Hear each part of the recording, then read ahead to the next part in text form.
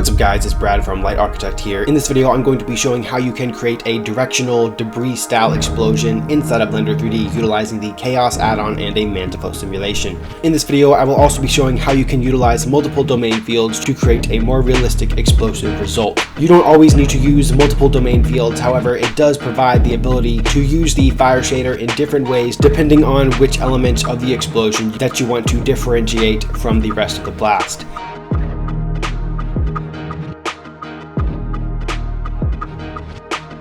Anyways guys, let's get started. Here we are inside of Blender. As usual, we'll just delete everything in our scene here. And I'm going to go to our render tab here and switch the render engine to cycles. And now we'll navigate to the KHAOS tab here on the right panel. And for the first element, we're going to use the dynamic smoke fire option here. So we'll go ahead and select that. And then I'll scroll down here to our KHAOS particle parameters, and we'll leave a lot of the parameters at their default. However, I do want to increase the particle start size to maybe we'll try something like 3, and then we'll keep these particle end size at 1 for this specific part of the blast. And right now we're building the more gasoline style blast, and then we're going to add some kind of burning tracers to it as well. So this will be kind of a shorter burst, and then we'll add some more debris later. But it's nice to have the fuel field kind of burn out as the simulation goes on, so that's why I've decreased the particle end size here. And you can also do the same thing with fuel start amount and fuel end amount. You can make it start with more fuel and end with less fuel, so we might try maybe something like 2 and then 1. And for the smoke velocity parameters here, let's go ahead and scale these up to maybe something like try 3.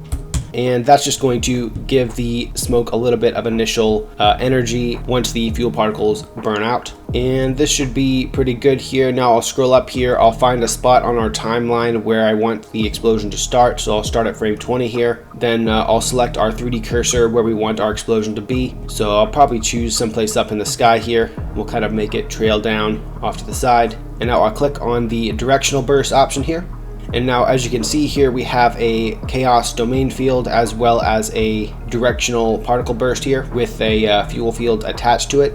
So as you can see here, if I kind of scroll through the scene here, we get a kind of directional blast of fuel particles here. And this isn't exactly what we want, but it is a good starting point. So let's go ahead and just go to our particle tab here while our fuel field is selected. And I will rotate our fuel field emitter down like so. So it's kind of blasting down off to the side here. And it's kind of just a debris style blast coming from the sky. And we have 100 particles here. I'm going to scroll down here to viewport display. And I want to change the display mode to cross. And now as you can see here, it's just a little bit easier to work with these cross particles. You can kind of see where the smoke trails are going to be. And for this initial part of the blast, as I mentioned, we want this to be just mostly a shorter burst, and then we're going to add those trails later. So what I'll do here is I'll scroll up to lifetime, maybe give it a lifetime of, we'll still keep a lifetime of 4. I'll go up here and I'll go to velocity.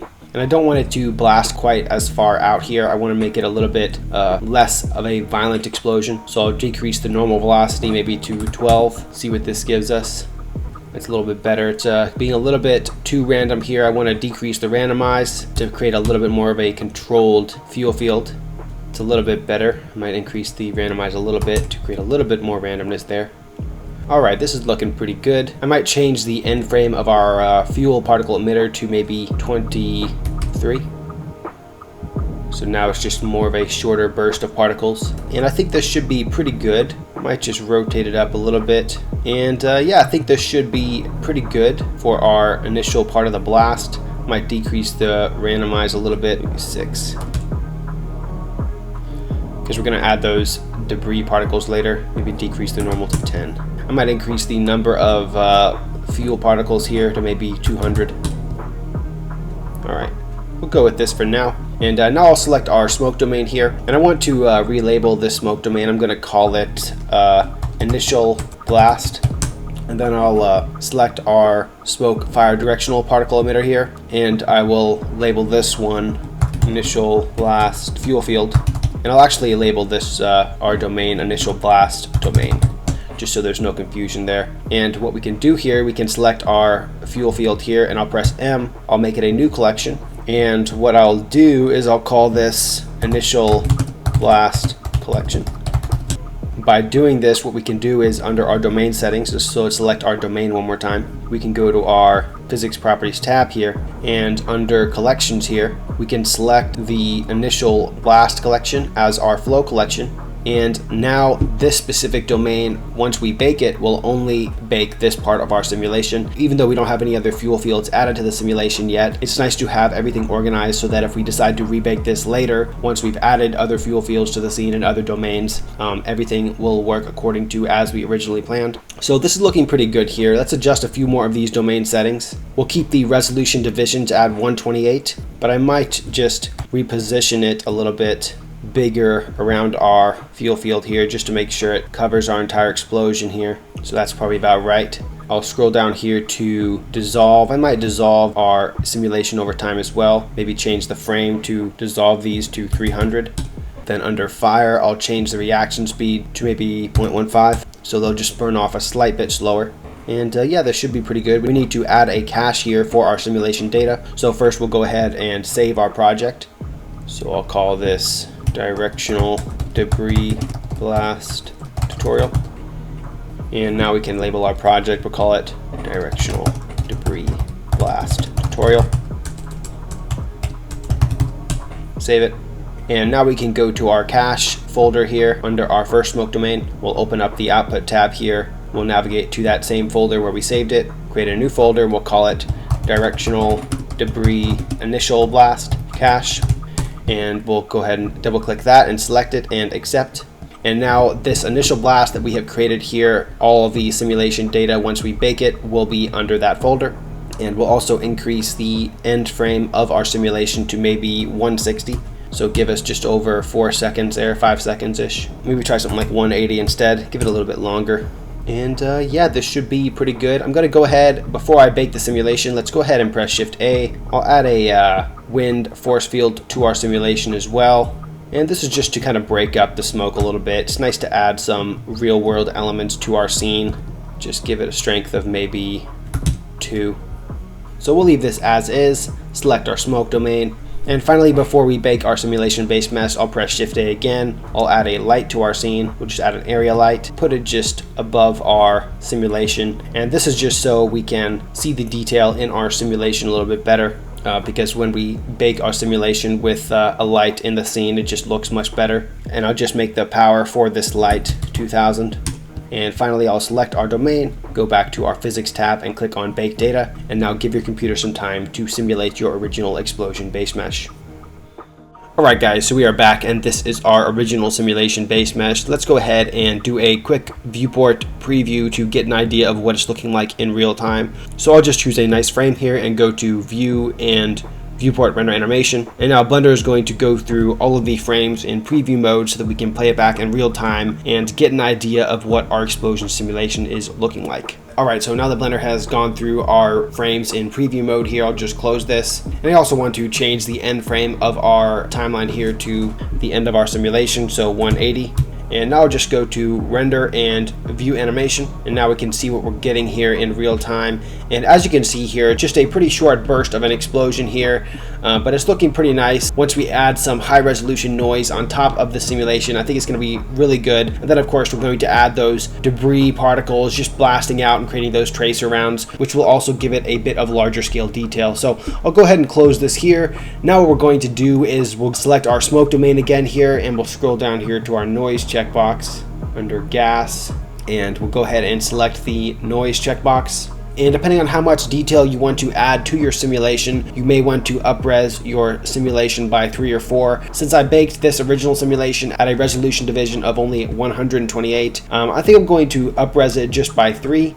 Probably 4 would be pretty good for a close-up render, but I think 3 should be pretty good. So we'll leave it here for now. I'm also going to decrease the scale parameter of our noise to create some smaller scale detail in our simulation. So I'll maybe make this scale, we'll try something like 0.25. And that's just going to create some smaller bubbles in our simulation to give it a little bit of a gasoline style look. And this should be pretty good. Before I click on bake noise, I'm just going to save our project one more time.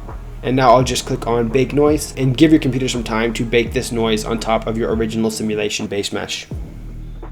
Alright guys, so we are back and we have baked the noise on top of our original simulation base mesh, and it's looking pretty cool here. As you can see, if I zoom in, you can see that there's quite a bit more detail in the smoke and fire. As you saw, I up-resed our simulation by an up-res factor of 3. However, as you can see, if I zoom in really close here, if you're rendering a really close-up shot of your explosion, you're going to want to up-res this even more. And the same goes if you're rendering from very far away. If you're rendering way off in the distance, you probably only have to up-res it by a factor of 1 or 2. We're going for kind of a medium to high resolution explosion here, so this should be pretty good. Now what we're going to do is we're going to add a secondary blast of debris coming out in the same general direction of our simulation. So we're going to go back to our KHAOS tab here on the right side. We'll go back to frame 20 and select our 3D cursor where we want to add the explosion, and we'll keep the dynamic smoke fire selected. I'll scroll down here to our KHAOS particle parameters. I'll keep a lot of these the same. I'll make the particle start size only 2 this time, and make the particle end size 0.2. So they're going to kind of burn off as they get further away from the explosion. Maybe I might do something like 0.2, probably 0.2 is about right. So we'll go 2 and 0.2.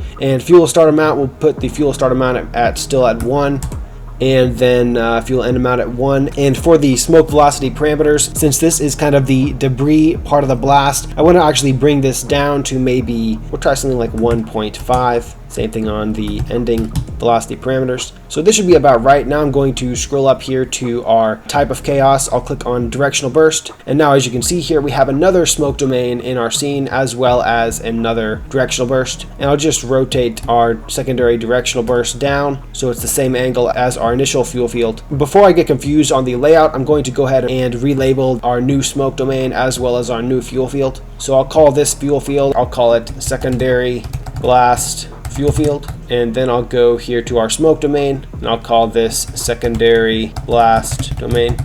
And now I'll select our secondary fuel field and I'll press M. I'll create a new collection and we'll call this secondary blast collection.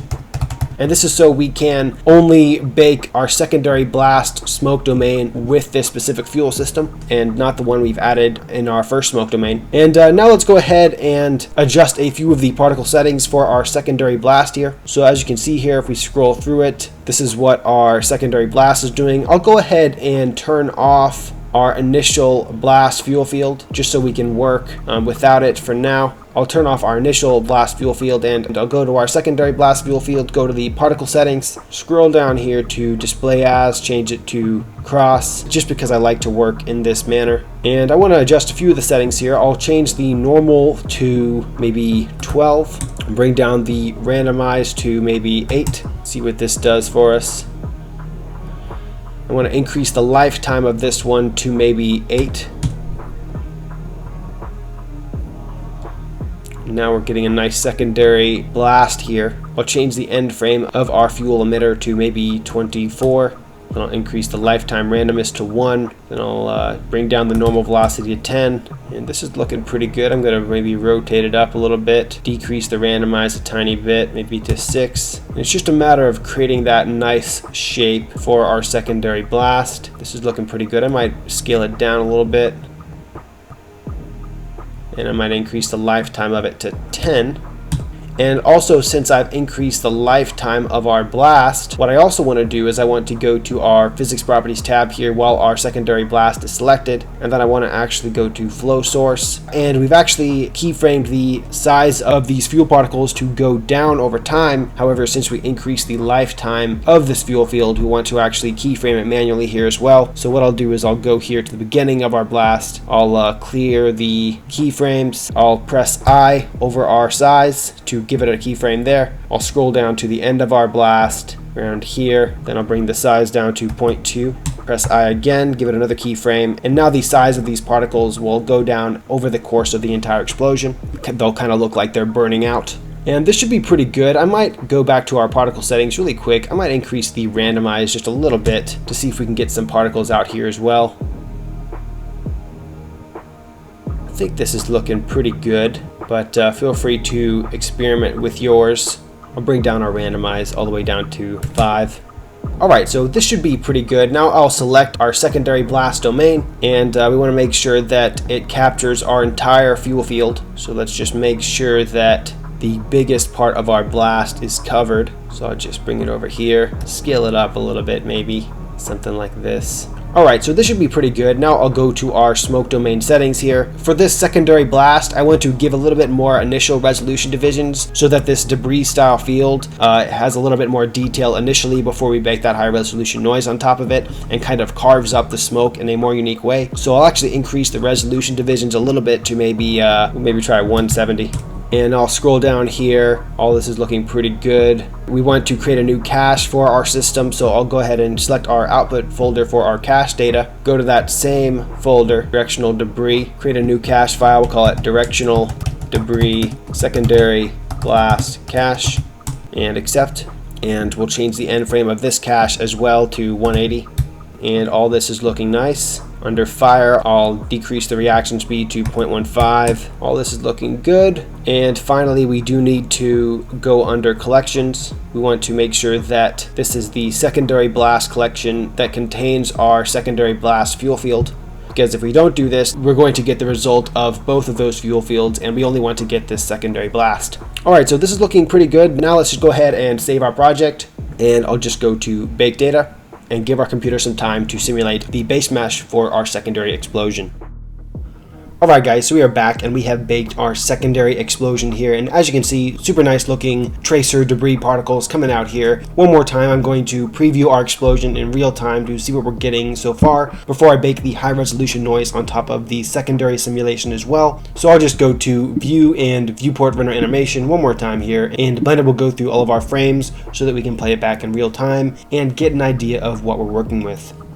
Alright guys, so I'll go ahead and close our preview window here and go to Render and View Animation. And now we can see it play back in real time, and it's looking pretty cool here. Nice little debris tracers going along with our original explosion, which is what we're going for. Now let's go ahead and bake that high resolution noise on top of our secondary debris explosion. So I'll go ahead and close this window here and select our secondary blast domain. Scroll down here to noise, go ahead and check the noise checkbox, and then I'll choose our upres factor. I'm going to go ahead and upres this one by I'll upres this one by 3 as well. Then I'll go here to the scale of our noise. I'll bring this scale of our noise down to we'll try something like 0.4 for this one. Since our domain resolution is already a little bit bigger for the secondary blast, I don't mind the scale of the noise being a little bit bigger. So we'll try something like this. Now we'll go ahead and save our project one more time. And then once again, I'll bake the noise on top of our original simulation base mesh. Alright guys, so we are back and we have baked our high resolution noise on top of our secondary blast. Now finally we're going to add some debris fields to our explosion to bring everything together, and then we'll adjust our various fire shader settings for our final render. Alright, so to add our debris fields here, I'll just open up our KHAOS tab here. I'll deselect our dynamic smoke fire, and we have a variety of debris to choose from. We can use glass, metal, some wood pieces, burning debris, which would require another domain, sparks, dirt, tree branches, concrete, rebar rods, and rocks. For this specific explosion, I'll go ahead and use a whole bunch of dirt particles. This specific type of debris is supposed to be kind of those small dirt particles, and you just multiply the amount of particles and create a lot more detail in your simulation, but you can use any debris that you'd like. Then I'll go back to frame 20 here when our explosion starts, and then I'll go ahead and click on directional burst. And now as you can see here, a directional burst for our explosion has entered our scene here. And I'll go ahead and select our secondary blast domain here and just deselect it in our viewport just so we can move through a little bit faster. And as you can see here, this is what our debris is looking like, our debris field. Let's try it again here.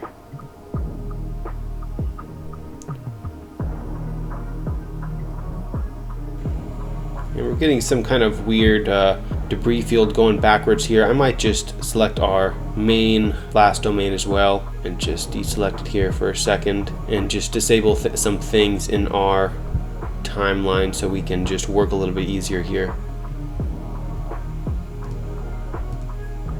Alright, so I think the issue we might be having is under force field weights. We want the wind force field to be off. That's just in our particle settings. Now let's try it again. Alright, so the reason for that weird debris field is because this debris particle system is being affected by our wind force field. So what we did is we just scrolled down here under our particle settings and turned off the wind effector weights. So now we can work a little bit more effectively. I'll turn back on our initial blast domain here so we can see it in our viewport. And now we'll adjust our particle settings further for our dirt domain. All right, so right now we have a pretty strong dirt blast coming out here. I'm going to go to the particle settings. I'll increase the number to maybe 3000.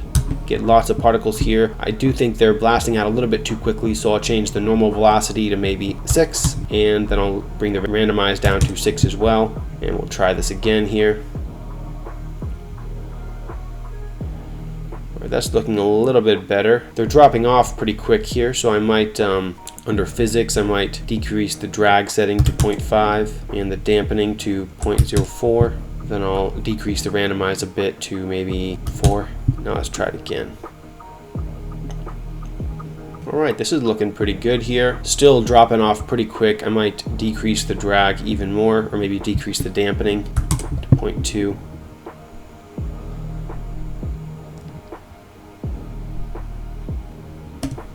I'm not liking how fast it's dropping off here. So I'll decrease the drag to 0.2 maybe. Maybe I just want to increase the velocity a little bit.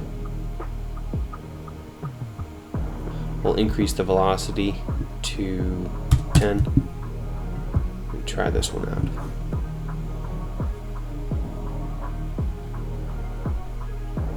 Alright, that's looking pretty good. Lots of rock debris there. Under our emission settings, I might change our end emission frame to 25. Just so it doesn't blast out for quite as long. It's more of a quick blast of particles.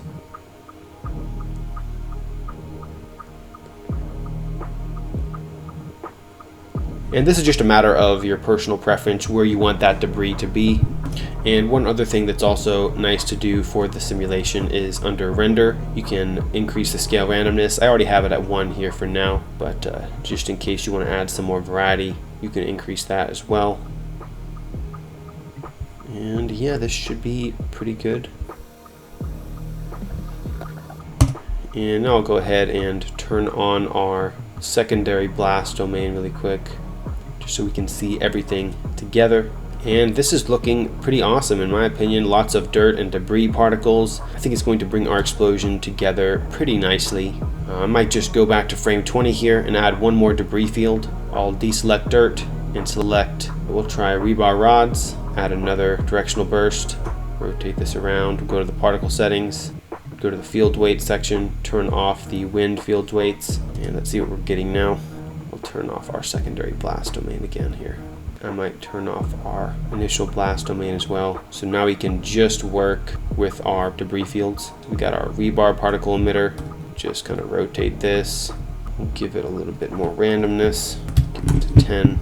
And there are not that many rebar particles here, so we'll go ahead and increase the number here to 500.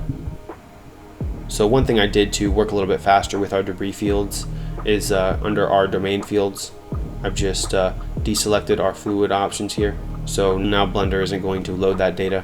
So it's just much faster to work when you're dealing with your debris fields. You can kind of play around a little bit easier. So this is looking pretty good. Might increase the randomize on this a little bit, 13. Try that out. Alright, that's looking pretty cool. Got some rebar rods out there. And again, this is just a matter of experimentation, depending on what you want. Alright, so this is looking pretty good. I'm going to go with this for our debris field. I'll go to our cache settings for our rebar debris field and go ahead and bake it. And now finally it's time to shade our 2 domain fields and render out our final result. So I'll go ahead and add a new camera really quick. And we'll just place it off to the side here. We'll view through the camera. We'll just create a nice frame for our simulation. I'll create kind of a nice low angle looking up at our simulation. And then I'll re-enable our smoke domains really quick.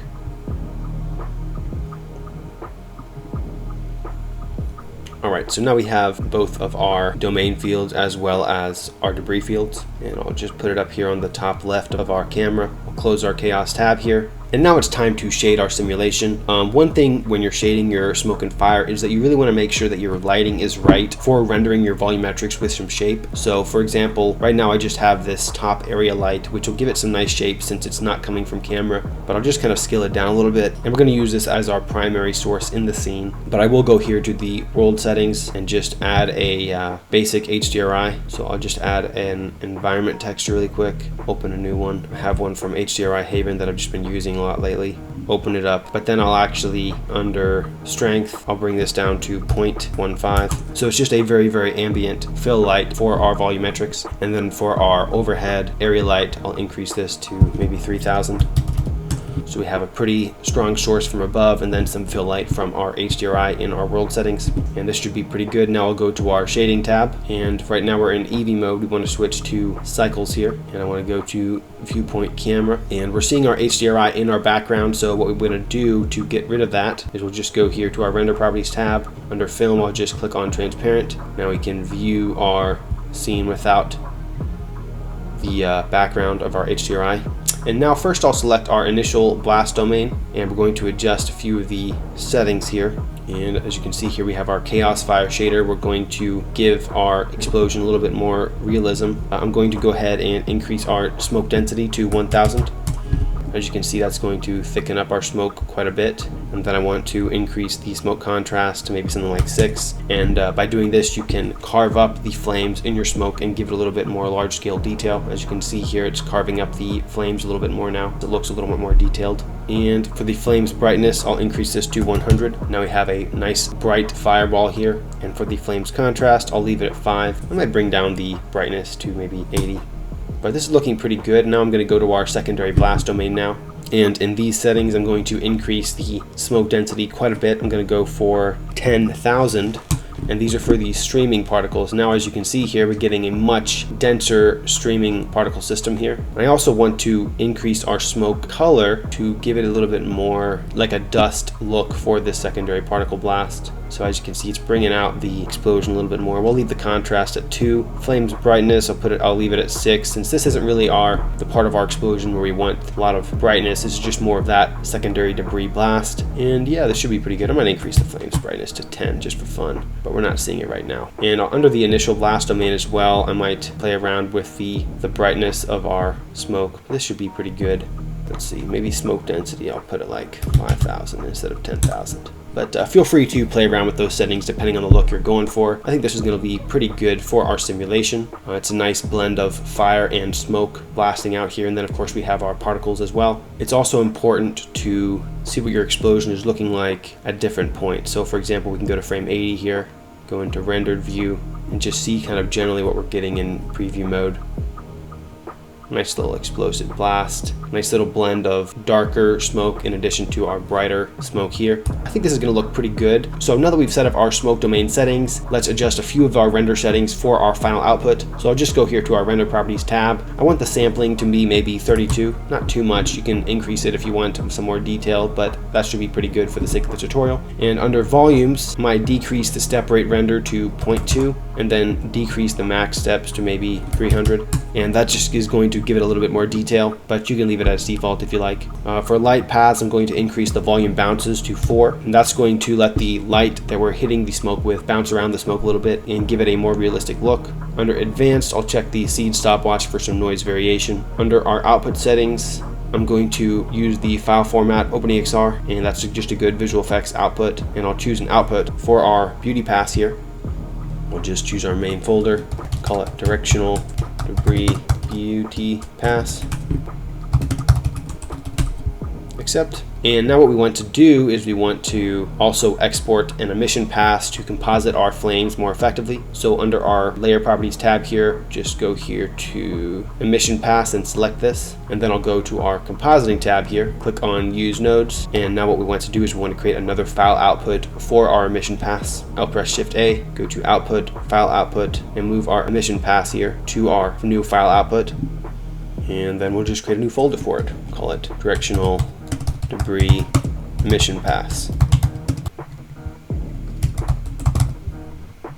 And there we go. And one other thing you can do is you can go back to the render settings here. We can output some denoising data and move the noisy image section to our composite output here. And that's just going to give us some basic denoising on our main beauty pass here in our composite node. So just a nice way to remove some of those fireflies if they happen to come up. And yeah, this should be pretty good. Now let's go ahead and give a quick test render here. Under output, I'll increase the resolution to 100%. And now I'll just go to a frame where we want to test render. So maybe frame 45. So this is probably about right. And I'll go to render and render image. And let's see what we get. Alright, and here we have it. This is our test render for our final result. As you can see here, some pretty nice detail in the flames here. Once we add some motion blur and composite all the debris and everything into the explosion with some glow and glare, it's going to look really awesome. Finally, just to export your explosion, all you would have to do is just go to render and render animation, and Blender will go and export your sequences to those folders that we have created for our final result. You can also render out your debris and explosion separately, so feel free to do that if you want a little bit more control in your compositing process. Anyways guys, that's it for this video. I hope it was helpful. As always, feel free to leave a comment if you have any questions or suggestions in the comment section below. Let me know what kind of explosion tutorials you'd like to see next, and I'll see you next time.